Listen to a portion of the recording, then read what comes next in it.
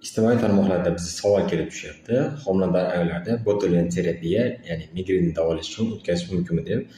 Afsuski, botulin terapiya migrenni davolash uchun homiladorlarda o'tkazish mumkin emas. Va umuman olganda botulin terapiya qachon qilinadi? Botulin terapiya amaliyoti qachonki bizda surunkali migren bo'ladigan bo'lsa, qilishga ko'rsatma bo'ladi. Surunkali migren deb qachon aytamiz?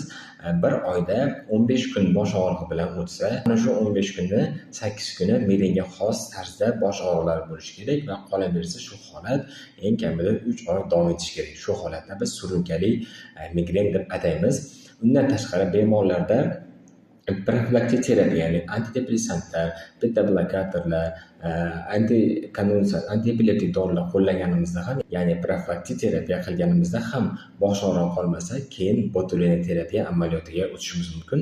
Botulin terapiya amaliyotida 39 ya'ni nuqtaga bosh bo'yindagi muskullardagi nuqtalarga ukol qilinadi va 3 oy oralatib qilinadi.